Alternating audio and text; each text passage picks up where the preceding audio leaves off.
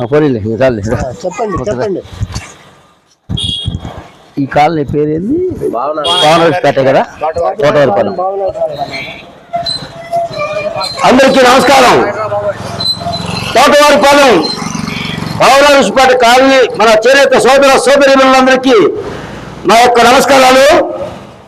నా పేరు శ్రీ వెంకటేశ్వర్లు, జాతీయ చేనేత ఐక్య వేదికకి జాతీయ ఉపాధ్యక్షుడిని, బీసీ నవచైతన్య వేదిక వ్యవస్థాపక అధ్యక్షుడిని.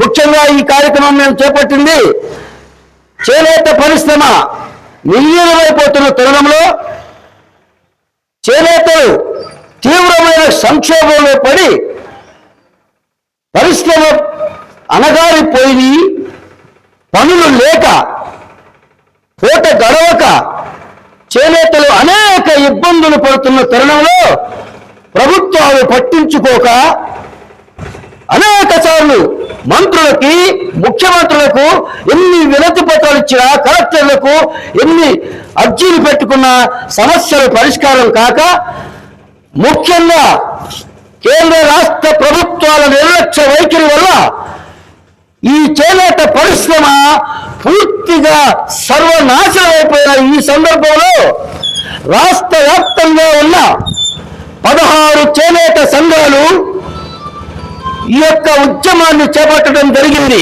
మిత్రులారా, ఈ భారతదేశంలో ఈ లక్షల కోట్ల బడ్జెట్ పెట్టే ఈ కేంద్ర ప్రభుత్వం దేశంలోనే వ్యవసాయం తర్వాత అత్యంత ప్రాధాన్యత కలిగిన చేనేత రంగాన్ని విస్మరించింది. 50 లక్షల కోట్లకు పైగా పెట్టే బడ్జెట్ లో ఇంత ప్రాధాన్యత గల ఇన్ని కోట్ల మంది జీవిస్తున్న ఈ చేనేత రంగానికి ఆఫ్టర్ కేవలం 200 కోట్లు మాత్రమే కేటాయించింది. ఆ డబ్బు ఆఫీసుల బూజు దొరకడానికి కూడా సరిపోదు. మరి చేనేత పరిశ్రమ ఎలా బాగుపడుద్ది? చేనేత పరిశ్రమ ఎలా నిలదొక్కుకోవాలి? పైగా కేంద్ర ప్రభుత్వం చేసిన అతి దుర్మార్గమైన చర్య చేనేత బట్ట మీద జిఎస్టీ వేయకూడదు. కానీ దానికి అడ్డంకి ఏంటంటే రాజ్యాంగంలో ఆర్టికల్ 43 ఏం చెప్తుందంటే మానవులు కట్టుకునే చేనేతలు తయారు చేసే చేనేత బట్ట మీద ఎట్టి పరిస్థితుల్లో జిఎస్టీ లాంటివి వేయకూడదు అని. కానీ ఆ అధికారాన్ని కూడా, ఆ రాజ్యాంగాన్ని కూడా తొందరలో తొక్కి కేంద్ర ప్రభుత్వం జిఎస్టీపై 5% వేసామని చెప్పింది. కానీ అది దుర్మార్గం, మోసం. నూనె మీద, రంగులు, రసాయనాల మీద, పట్టు మీద, జరీ మీద అనేక రకాలుగా, ఒక రకం మీద 18%, ఒక రకం మీద 12%, ఒక రకం మీద 5% అని చెప్పి 40% జిఎస్టీ వేసి ఈ చేనేతను నడ్డి విరిచింది ఈ కేంద్ర ప్రభుత్వం.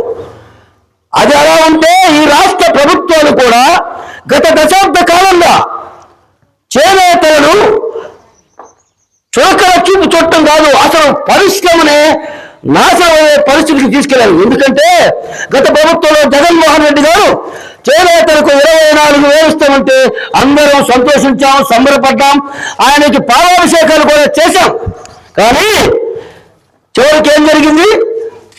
మన వృత్తిని కోల్పోయాం, మన ఉనికిని కోల్పోయాం. 24 మాత్రమే ఇచ్చి 24,000 మొత్తం రద్దు చేసేశారు. చేనేత పరిశ్రమ కూలీలు లేవు, గిట్టుబాటు ధరలు లేవు, పరిశ్రమ నాశనం అయిపోయింది. ఆ టైంలో ఈ చంద్రబాబు నాయుడు గారు వచ్చి ఏం చెప్పారు మనకి?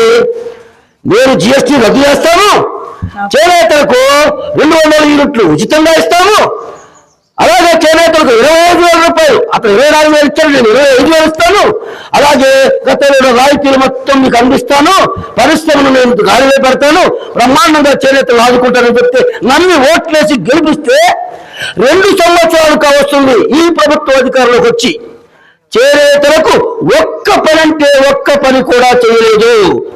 అంటే అధికారంలోకి వచ్చిన ఏ పార్టీ కూడా ఇంతవరకు చేనేతలను ఆదుకున్న పాపాన పోలా. మరి చేనేతలు మనం ఏం చేయాలి? ఎవరికి చెప్పుకోవాలి? అందుకే రాష్ట్ర వ్యాప్తంగా ఉన్న చేనేత నాయకులంతా కలిసి ఈ ప్రభుత్వం మీద యుద్ధం ప్రకటించాం. చేనేతలంటే వాళ్ళు బయటికి రారు, ఉద్యమాలు చేయరు, ఏదన్నా కూడా వాళ్ళు సర్దుకుపోతారు, కాస్త కూస్తో మెతక వైఖరి, వాళ్ళు చాలా మంచివాళ్ళు అంటూనే మంచివాళ్ళు అంటూ మన కడుపులో కత్తితో పొడిచినంత పనిచేశారు. ఈ యొక్క చేనేత వ్యవస్థని సర్వనాశనం చేశారు. అందుకే ఈ ప్రభుత్వాలు ఎవరన్నా ఉన్నాయి, మన ఏ రాజకీయ పార్టీకి మన వ్యతిరేకం కాదు, ఏ పార్టీకి వ్యతిరేకం కాదు, ఏ ప్రభుత్వానికి వ్యతిరేకం కాదు. కానీ మన హక్కులు సాధించుకోవడం కోసం ఈ రోజు మనం రోడ్డెక్కాల్సిన పరిస్థితి దాపరించిందంటే దానికి కారణం ఈ ప్రభుత్వాలే. అందుకే మిత్రులారా, 22వ తారీఖు వచ్చే ఆదివారం మంగళగిరిలో చేనేత సర్కిల్ అనేది ఒక ఊరి చివరిలో ఉంటుంది. అక్కడే వేలాది మందితో మనం ధర్నా చేయాలని నిర్ణయించాం. గ్రామాలకు ఇలాగే గ్రామ సభలు, ప్రతి బజార్లో తిరిగి కూడా మనం చేనేతలు చైతన్యం చేస్తూ వస్తున్నాం. రాష్ట్ర వ్యాప్తంగా మేము ఒకటే మనం చేస్తున్నాం, ఒక్కరోజు మనది కాదు అనుకోండి, ఆ ఒక్కరోజు చేనేత జాతి కోసం, ఈ చేనేత ఉనికి కోసం, ఈ చేనేత వృత్తిని కాపాడుకోవడం కోసం ఒక్కరోజు మీరు చేనేత కోసం ధర్నాలో పాల్గొనడానికి సిద్ధం కండి. బస్సులు ఏర్పాటు చేస్తున్నాం. ఇక్కడి నుంచి చీరాల నుంచి మినిమంగా దాదాపు ఇప్పటికే ఒక 5 బస్సులు 6 బస్సులు వస్తున్నాయి. ప్రతి కాలనీలో ఒక బస్సు పెడతాం. అందరూ బస్సుల్లో వస్తే అక్కడ అందరికీ భోజనాలు ఏర్పాట్లు చేస్తున్నాం. ఎవరికి ఇబ్బందులు కలగకుండా కనీసం 10,000 మందికి తగ్గకుండా ధర్నా చేస్తేనే ఈ ప్రభుత్వాలు దిగి వస్తాయి. కాబట్టి మిత్రులారా, మీరందరూ కూడా ఒకటి ఆలోచించండి. భవిష్యత్తులో ఎలా ఉంటుందో ఎవరు చెప్పలేవు, కానీ చేనేతలకు తీవ్రమైన అన్యాయం జరుగుతుంది. రాజకీయాల్లో మరీ దారుణమైన అన్యాయం. మనకి 20 నియోజకవర్గాలు చేనేతలుకుంటే మంగళగిరి కానీ, పడన కానీ, చీరాల కానీ, ధర్మవరం కానీ, మదనపల్లి కానీ, ఇలాంటి ఒక 10 నియోజకవర్గాల్లో రాష్ట్ర వ్యాప్తంగా మన చేనేతలే బలంగా ఉన్నారు. మన ఓట్లు మనం వేసుకుంటేనే గెలిచే పరిస్థితి ఉంటుంది. కానీ ఏ రాష్ట్ర ప్రభుత్వం, ఏ రాజకీయ పార్టీ మన చేనేతలు ఒక్క ఎమ్మెల్యే సీటు కూడా ఇవ్వటం. ఎందుకంటే మన చేనేతలు అడగలే, వాళ్ళు మనం ఏం చెప్తే వింటారనుకున్నారు. కానీ చేనేతలు అందరూ తెలుసుకోవాల్సింది, రాజకీయం కూడా మనకి ఎమ్మెల్యేలు ఉంటే ఈరోజు మన ఎమ్మెల్యే మనం చెప్పుకునే వాళ్ళం, మంత్రి ఉంటే మంత్రి కలిపి చెప్పుకునేవాళ్ళు. కానీ ఆ పరిస్థితి లేదు కాబట్టి ఈరోజు మనం రోడ్డెక్కాల్సిన పరిస్థితి వచ్చింది. కాబట్టి ప్రజల చైతన్యం కావాలి, మన ఓట్లు మన నాయకులను నిలబెట్టుకొని గెలిపించుకునే పరిస్థితి రావాలి.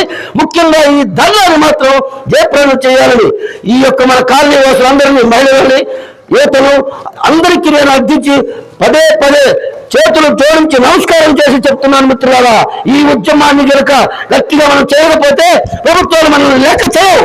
అందుకే రేపు 22వ తారీఖు ఉదయాన్నే ఇక్కడ 7 గంటల నుంచి బయలుదేరడం, బస్సుల మీద వేలాదిగా వెళ్ళి ఆ యొక్క కార్యక్రమాన్ని జయప్రదం చేద్దామని అందరికీ తెలియజేసుకుంటూ, ఈ యొక్క అవకాశం ఇచ్చిన ఈ కాలనీ వాసులకు, మన చేనేత మిత్రులకు, సహోదరీమణులకు అందరికీ కూడా పేరు పేరు మన యొక్క ధన్యవాదాలు తెలియజేసుకుంటూ సెలవు తీసుకుంటాను. జై హింద్, జై చేనేత, వద్దుల్లాలి చేనేతల ఐక్యత, వద్దుల్లాలి చేనేతల ఐక్యత. జోహార్ ప్రగడ కోటయ్య, జోహార్ కొండ రామయ్య, జోహార్ కొండ లక్ష్మణ బాపూజీ. జై హింద్.